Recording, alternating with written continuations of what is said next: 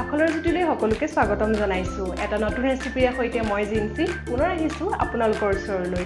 আজি মই বনাব লৈছো পনীৰৰ এটা ৰেচিপি নৰ্থ ইণ্ডিয়ান ষ্টাইলত আশা কৰো আপোনালোকে ভিডিওটো চাই ভাল পাব আৰু যদি আপোনালোকে ৰেচিপিটো চাই ভাল পায় তেতিয়া হলে মোৰ ভিডিওটো লাইক কমেন্ট আৰু শেয়াৰ কৰিবলৈ নাপাহৰিব আৰু যি সকল লোকে মোৰ চেনেলটোলৈ নতুনকৈ আহিছে তেওঁলোকে মোৰ চেনেলটো সাবস্ক্ৰাইব কৰি লগতে বেল আইকনটো দবাবলৈ নাপাহৰিব ঠিক আছে আহক আজি আমি ৰেচিপিটো ষ্টাৰ্ট কৰো এই ৰেচিপিটো বনাবৰ কাৰণে মই লৈছো পনীৰ 250 গ্ৰাম Capsicum দুটা এনেদৰে কিউব কৰি লৈছো পিয়াজ লৈছো ডাঙৰ এটা কিউব কৰি লৈছো বিলাহী মিহিকৈ কাটি লৈছো আৰু পিয়াজ এটাও মিহিকৈ কাটি লৈছো মিডিয়াম সাইজৰ আৰু আদা আধা ইঞ্চ আৰু নহৰু 5 ফুটা এটা কেঁচা জলকীয়া ফালি লৈছো আৰু এখিলা তেজপাত জিৰা জালুক আধা চামুচকৈ আৰু শুকান জলকীয়া 3টা ৰেড মিৰ্চ মছলা garam masala powder নিমখ আৰু হালধি প্ৰথমে এই মছলাখিনি এখন পেনত গৰম কৰি লৈছো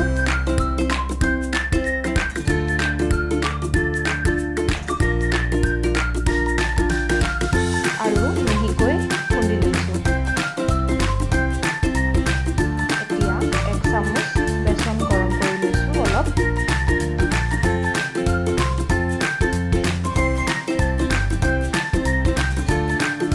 আৰু বেচনৰ লগত খুন্দি লোৱা এই মছলাখিনি মিলাই লৈছো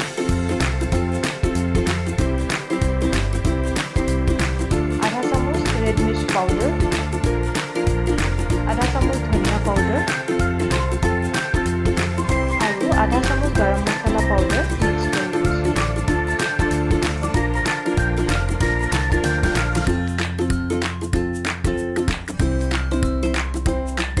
এতিয়া মই এখন পেনত তেল গৰম হ'বলৈ দিছো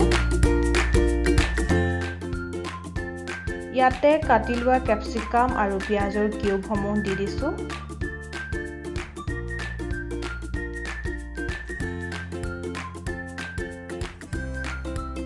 আৰু লগতে পনীৰ কিউবসমূহ দি দিছো আৰু অলপমান নিমখ দি প্ৰায় 2 মিনিট মান ফ্ৰাই কৰি লৈছো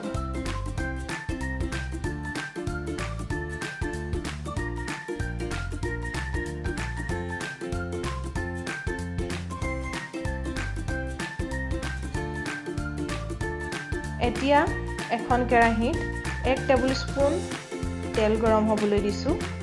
প্ৰথমে ইয়াত তেজপাত দিছো আৰু লগতে কাটি লোৱা আদা নহৰু কেঁচা জলকীয়া দি লৰাই দিছো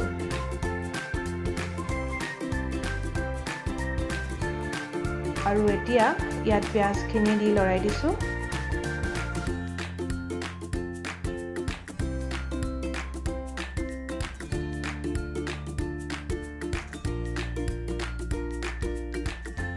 আৰু পিয়াজখিনি অলপ গলাৰ পিছতে ইয়াত বিলাহীখিনি দি ভালদৰে লৰাই দিছো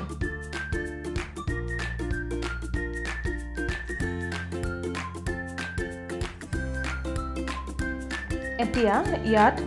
আধা চামুচ হালধি ৰেড মিৰ্চ পাউডাৰ আৰু জোখমতে নিমখ দি লৰাই লৈ বিলাহীবোৰ গলিবলৈ দিছো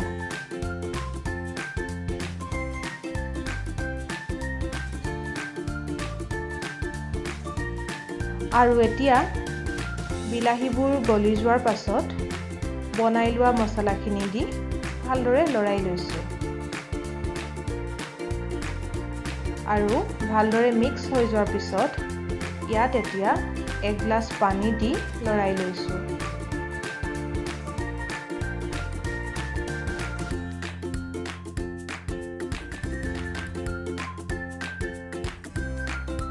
আৰু অলপ ভুনভুনাকৈ উতলাৰ পাছতে এতিয়া ফ্ৰাই কৰি ৰখা পনীৰ আৰু ক্যাপসিকামখিনি দি লৰাই দিছো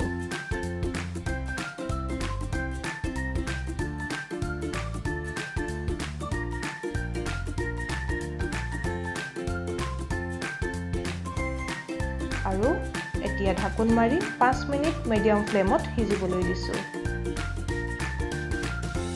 আৰু 5 মিনিটৰ পিছত এয়া পুনৰ অলপ ভালদৰে লৰাই ল'ব আৰু ইয়াত মই এতিয়া কাটি লোৱা